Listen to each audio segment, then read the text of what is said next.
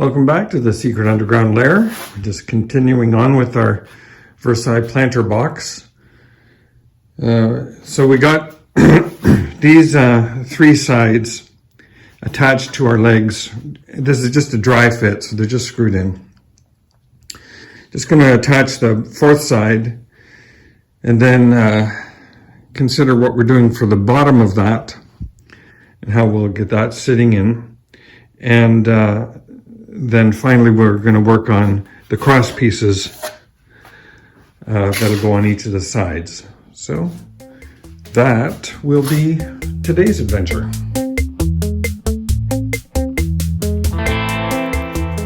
So continuing with the drilling of the pilot holes, I'm going to get the pilot holes drilled on this side.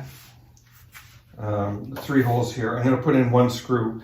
Then I'm going to drill the pilot holes on the other side, take that screw out and finish the pilot, take this piece out and finish the pilot holes all in one go here. I hope that makes sense.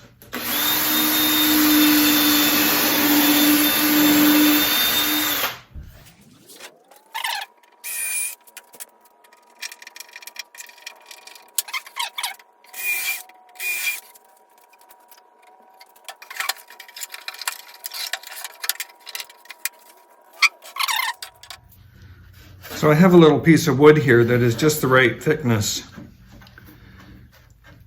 to get the inside edge of this piece lined up with the back edge of this leg. So just the perfect height. So I can just set that in there. Then it makes it a lot easier to drill these pilot holes. Of course, what I need to do is make sure that I'm flush there.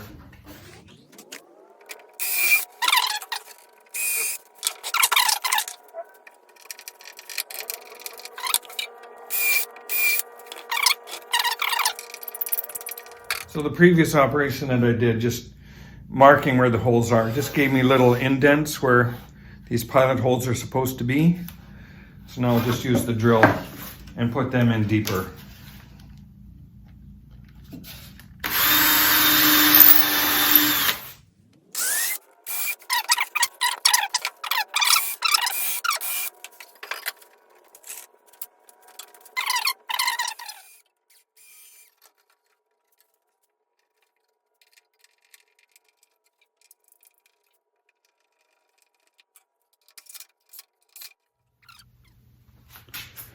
All right, our box is now assembled and I'm ready to put the bottom piece in, but this bottom piece is not going to quite fit. Well, it fits up here reasonably well, but I'm off by a little bit at the bottom. That's a 16 by 16 fit. That's a really nice fit. But as this piece was laid in, it slipped a little bit on me. So this top piece actually slopes towards the back just a little bit. And I did a quick measurement. I need to take about 1/8 of an inch off that piece to make it fit in the back.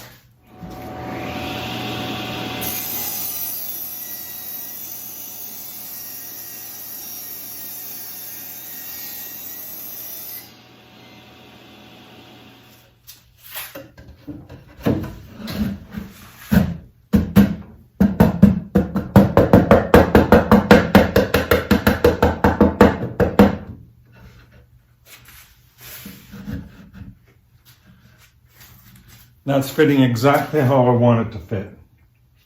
Very happy with that. Let me show you what I'm going to do on the underside here. So the floor of the planter box is sitting up about 3/4 of an inch, or about that much. And I'm just going to slip in a piece of wood like so, and we'll tack that in. I might actually glue and tack that in. And that way the floor will rest on top of this piece. So we'll put pieces on each side, all around, and that's how the floor will sit. I just need to make sure that these pieces are exactly the same width. So let me go get 4 pieces that are like that, and we'll come back and put this together. So I now have our 4 strips that are ready to go in there to exactly the right length. So one on the bottom, one on the top, obviously, and then we'll put a couple on the sides like so. But before I do that, I want to give everything on the inside at least a good sand. So I'm going to sand it down to 220 grit. So I'm going to take this piece apart to do the sanding. And before I do that, I'm labeling every piece here so that I know how to put it all back together. So legs are labeled A, B, C, and D. And these panels will meet D to D, D to D, A to A to A, and so on. And a little arrow, if this isn't enough, the arrow to point to that's the inside. That's the inside. All right, we're back, ready to do final assembly for this planter box. All the pieces have been sanded down, so this is going to be applying the screws and glue. And I have, through the course of all of this sanding, I have been saving a little collection of the sawdust from sanding off all this cedar. This is some very fine sawdust now, but I'll use this in the glue cleanup, and it will, if there are any cracks, it'll be this very fine sawdust that will penetrate that crack and seal it up very nicely. So that'll help us. So I'll just get on with it. I'd probably put you on to some fast forward for this glue up and assembly, but I think you know the drill of what I'm doing here.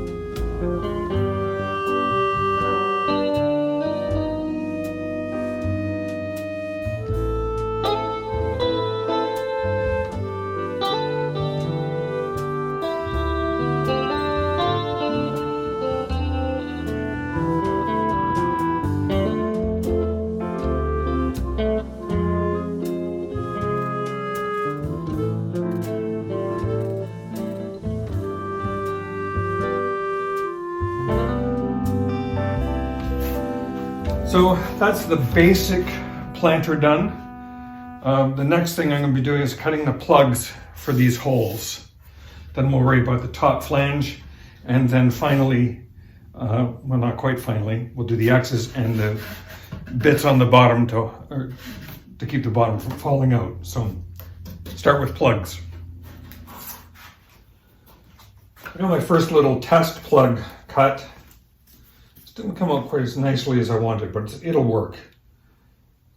So I just kind of glued up here a bit.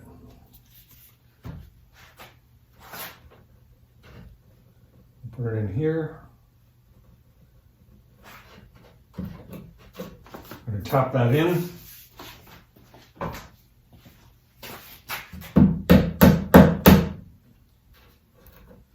just like so. Then we can flush, trim, and sand that at exactly where we want it.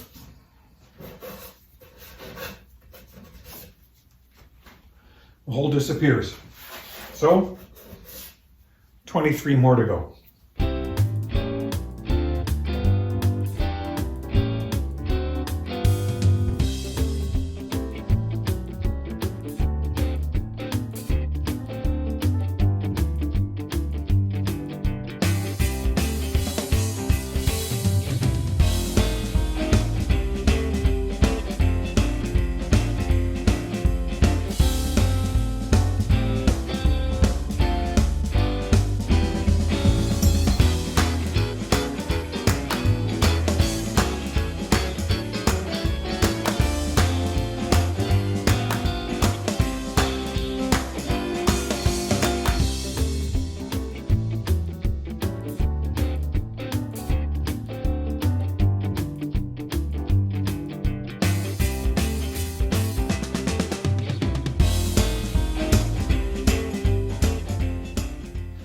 So we've got all the plugs put in now, all around the cabinet. Let the glue set on that, and then trim them off with a flush trim saw and some sanding, and they'll just disappear. Next up is going to be the top edge. This is going to be 2 inches wide, so it will stick out about a 1/2 inch proud of this upper lip here. Let me just flip you up a little bit. So we'll come out about a 1/2 inch beyond the leg. We'll meet at 45 degrees. That's just going to be a flat top piece going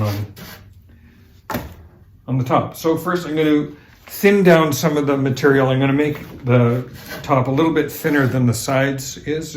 I think proportionally it needs to look a little bit thinner. And then cut it to 2 inches width, and then we'll work on the 45s and get it all put on. So I just ran this piece through the planer, get it down to 3/4 of an inch thick. This is a real nice piece of clear, mostly clear cedar. So this will be used, will make a really nice top for the planter. So the next pass will be to rip this into 2 inch wide planks, 2 inch wide boards, and then we can start cutting them to 45. So back to the table saw to make a couple more rips.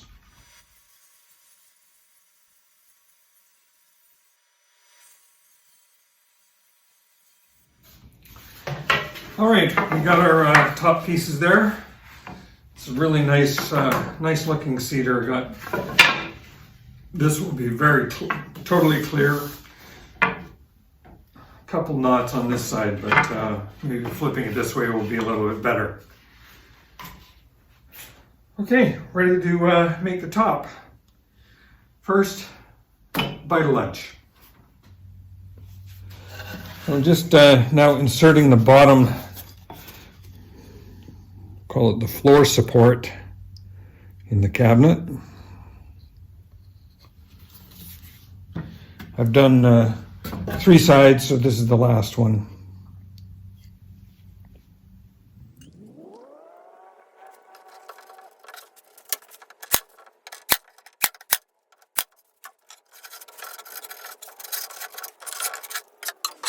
Okay, now put the floor back in.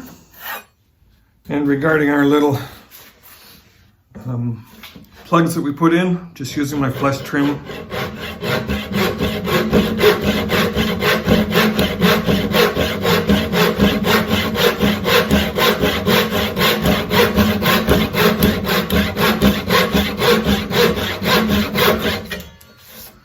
I'll do a little bit of sanding on these. 3 down, 21 to go. I'll finish all those up off camera.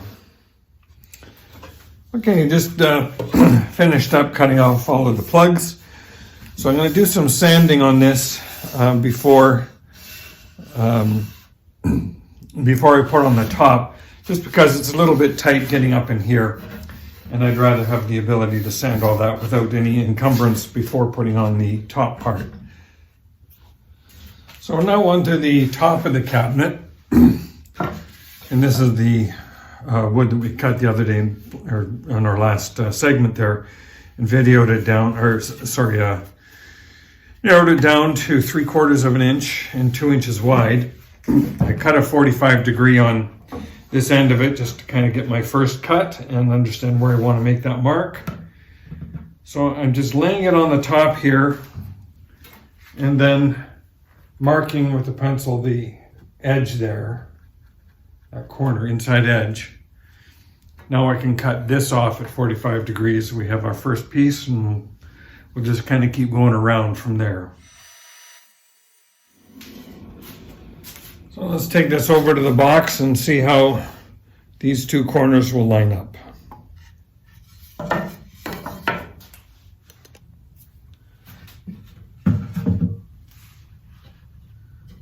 So this piece put in place where I'd like it. This piece will sit in here. And that's just meeting perfectly. I'm very happy with that result. Okay, that's one corner. I'll mark this one down here, cut that off at 45. So I have 3 of the 4 top pieces cut. I'm going to save the 4th piece until I have these other 3 put in place. So I'm going to be gluing and using some pin nails with my brad nailer or my pin nailer to hold this in place. And these are fairly long ones. Of course, the challenge with these kind of pin nails is that as they go into the wood, they sometimes drift and bend off.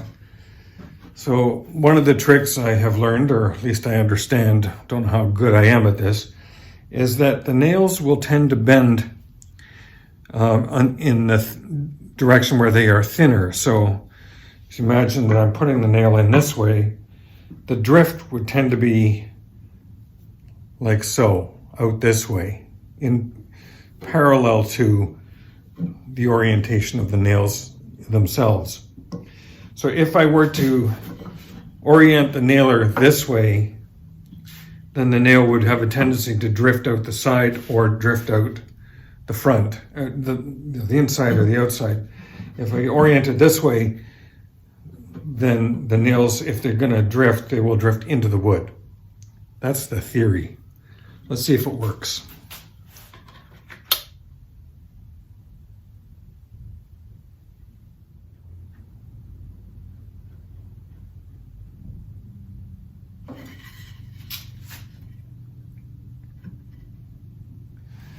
Okay, let's see how this goes.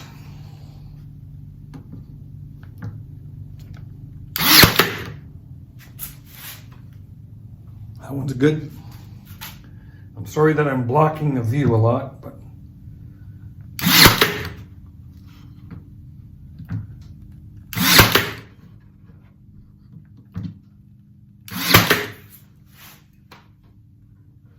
we have 4 nails that went in with no drifting. So I'm very happy with that result. Okay. We'll do the same along this edge. This is a really nice fit on this 45-degree miter. But what I am thinking I will do is I'm going to drill a hole through here, probably about maybe almost 2 inches long, 1 3/4 inches.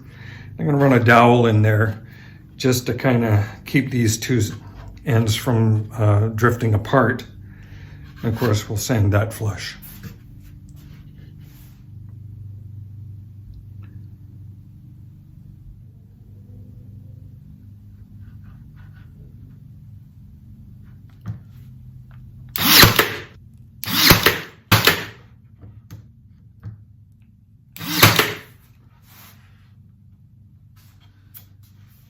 Nothing coming out on that side either. Maybe that little theory about the alignment of the nail works. Now this piece is just slightly long. I'm going to trim him back, just ever so slightly. Be right back. So taking a slightly different approach, a little more careful approach, I have clamped this piece in place. I have a big clamp here. And now I've cut this roughly to length, and I can see I still need to take a little bit more off this piece. It's still a little bit long. So I'll trim this up again, and then hopefully we'll have these pieces where they need to be. Okay, I'm quite happy where that's showing up or lining up. So I'm gonna clamp this piece on. This is our fourth piece. So clamp this one on, and then we'll get this one glued and nailed into place.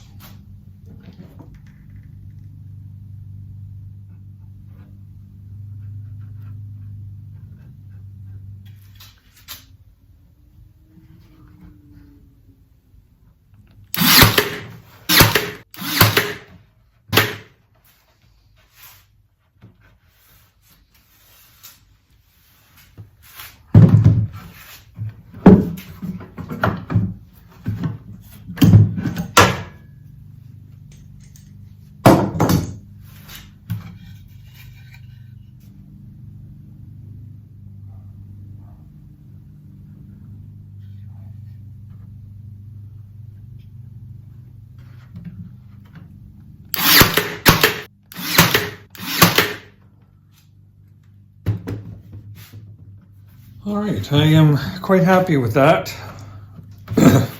but I will run that dowel through on these corners. This one is just not sitting quite right, so I would like to just make sure that they sit perfectly flush, and I think a dowel will do the trick.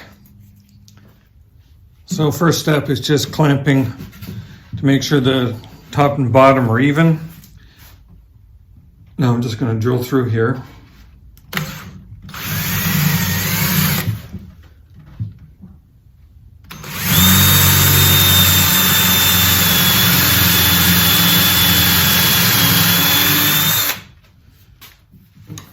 That's one size less than a 1/4 inch. This is a 1/4 inch dowel. In fact, this is just material that comes from the dollar store. And then I run the rasp over it to make grooves and just kind of rough up the dowel a little bit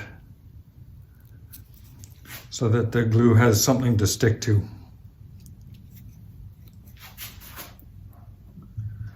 Now I can just tap that in and we'll cut it off.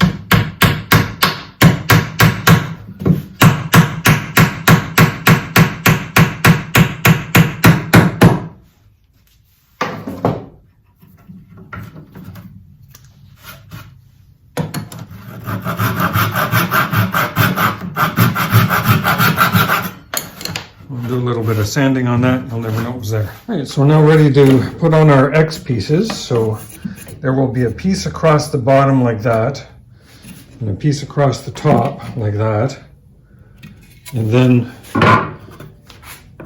pieces running across like so, of course, cut to the right length. So I have just ripped and planed a whole bunch of material to get us all of the same thickness, and we can cut out the knots so those won't be part of it, but I'm just going to cut these pieces now to length, and we can start putting them on. So for this operation, I'm just going to be squaring off one edge and then setting over here and cutting them down to 16 inches exactly. Well, actually they're a 16th of an inch longer, so I can do a little bit of fine adjustment on the box itself. So I have a bunch of pieces to go through. I'll put you on time lapse and we'll get all this stuff cut.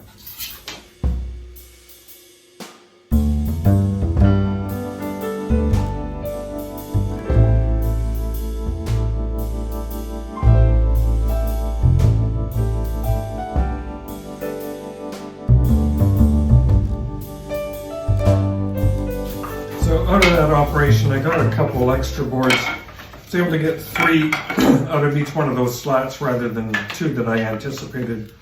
But there's a couple with some severe knots in them, so I probably won't use those. Instead, I can take my pick from the better of it. And some of the pieces are just fabulous. Like this is a really beautiful clear piece. That's nearly clear with one knot there. Here's another beautiful clear piece. So just some lovely wood that comes out of that stuff.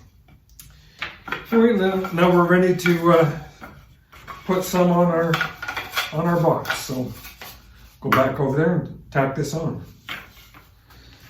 All right, the old adage, measure twice, cut once. Yeah,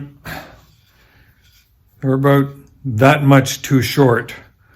So I'm just using those spare pieces that I cut, and I'll just add that on here to make up the difference.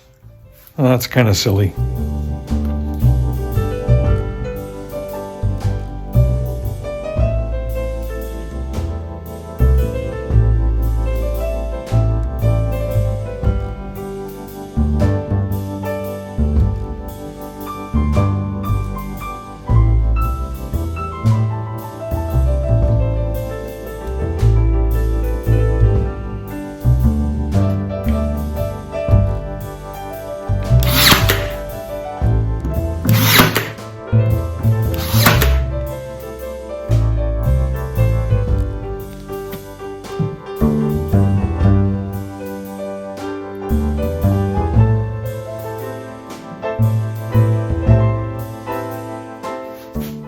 Do the same process on the other pieces. I'll come back when we're ready to put in the X's. All right, working on the cross pieces now.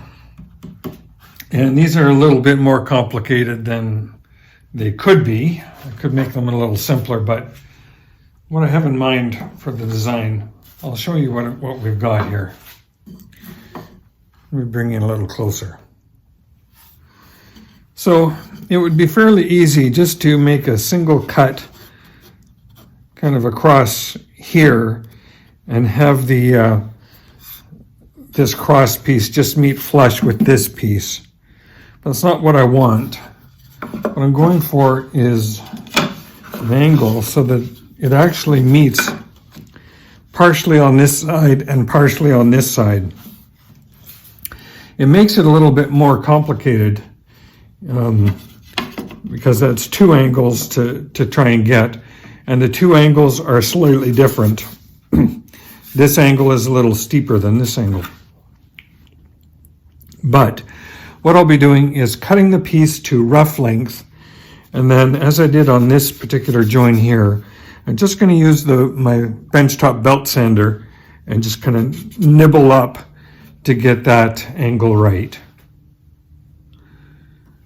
When it comes to doing the center pieces that'll run up through here, so the center pieces here are short pieces, so they'll come up and meet here, and then a second piece come down and meet here. Of course, I just want to make sure that I get them straight, but that's the intent. Let's take a little bit off there, a little bit off there. We'll do that on the sander and see how it fits. Almost, just a little tiny bit more. We now have a perfect fit. It's exactly what I'm going for. So I'll just check to see how that would work on the other sides. So that's going to work fairly well on the other sides. I'm going to cut the 3 blanks for those sides just a little bit longer, then I can nibble them away to fit perfectly as I need. So I'll go cut those 3 blanks now before I install this, and we'll come back and install this piece and work on these guys.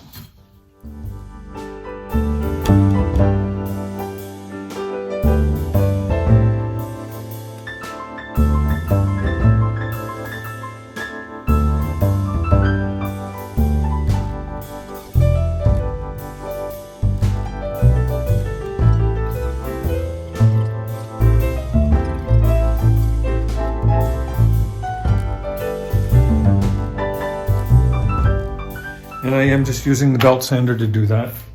Bring over the belt sander and show you what I'm doing. So these are the lines that I'm trying to remove. And I just go up to the belt sander and just kind of nibble away until I get close to that line, then I go back over to the piece and check it.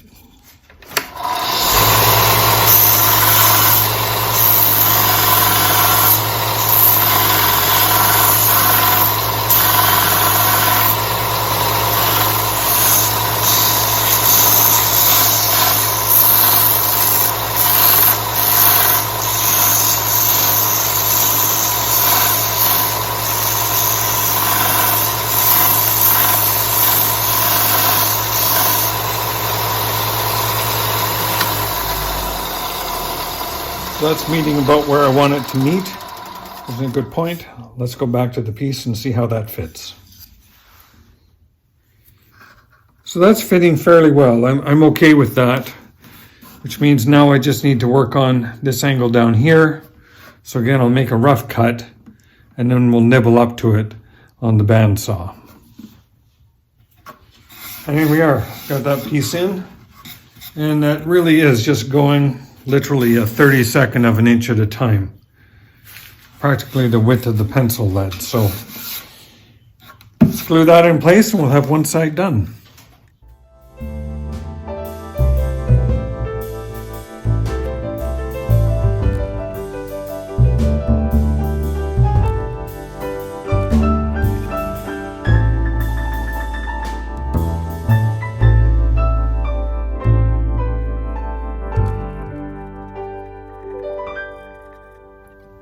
So that is the final look. Well, not quite the final. As I mentioned, these pieces are going to be painted. The cedar is there primarily for outdoor preservation, but yeah, I'm pleased with how that turned out. And you saw me using glue and just sprinkling sawdust over the nail holes. It's a good wood filler. So I have the other 3 sides to do, and I'll come back when those are done.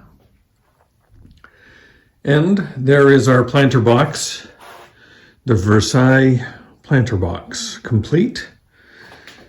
Save for some paint and a little bit of a treatment that we'll be giving on the floor of the box. The intention here is to put in an aluminum pan with holes drilled in the aluminum pan and indented a little bit, and then holes through where those holes in the aluminum pan are. We'll drill holes right through the floor of this cabinet, a little bit bigger, so that as the water drains through the aluminum pan, it'll proceed right to the ground unencumbered by touching the holes in the bottom of the floor. So with that construction complete, I'll call that a video for today. The next video will just be a time lapse of the building of the second cabinet. And I'll put a little bit more detail in that on the floor, as well as you'll see them painted when they're done. So again, thank you very much for watching. Please like and subscribe. I'll see you on the next video.